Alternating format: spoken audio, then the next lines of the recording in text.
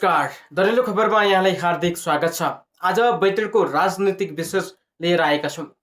बैतडमा 11 जना उम्मेदवार प्रतिस्पर्धामा छन्, जहाँ कोही आफ्नो राजनीतिक विरासत जोगाउने प्रयासमा छन् भने कोही त्यो विरासत भत्काउने रणनीतिमा छन्।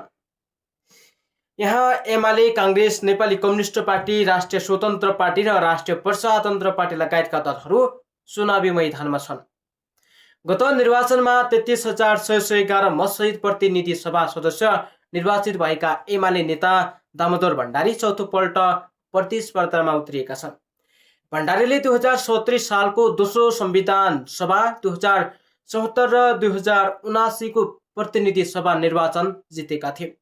उनी एक पटक अर्थ राज्य मन्त्री र 3 पटक उद्योग, वाणिज्य तथा आपूर्ति मन्त्री भइसकेका छन्। उनी गत भदौ 23 को जिन्ची आन्दोलनका बेला पनि उद्योग, वाणिज्य तथा आपूर्ति मन्त्री थिए। बैतडका मुद्दा, माग, विकास र समृद्धिका लक्ष्य पूरा गर्न स्पष्ट नीतिहरू लिएर फेरि पनि उम्मेदवारी दिएका छन्। जनताले दिएका केही कार्यभार पूरा गर्न अझै बाँकी छ। उनी आफ्नो विरासत कायम राख्न चाहन्छन् भने अरू उम्मेदवार उनको विरासत भत्काउने गरी चुनावी अभियानमा जोडिएका छन्।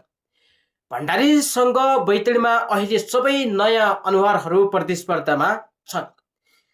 काङ्ग्रेसले नेपाल क्रिकेट सङ्घ क्यानका अध्यक्ष तथा बैतडी काङ्ग्रेसका सभापति चतुरबहादुर चन्दलाई उम्मेदवार बनाएको छ। चन्द र भण्डारी बीच पहिलो पटक चुनावी प्रतिस्पर्धा हुँदैछ।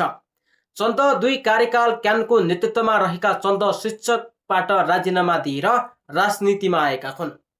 2047 सालमा नेविसङ्घबाट राजनीति सुरु गरेका चन्द शिक्षक सङ्घ बैतडीको अध्यक्ष हुँदै काङ्ग्रेस बैतडीका सभापति भएका हुन्।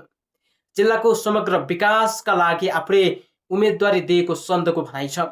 धेरै आश्वासन दिँदैन, काम गरेर देखाउँछु।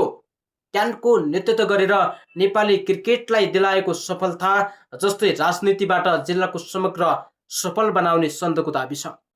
चन्द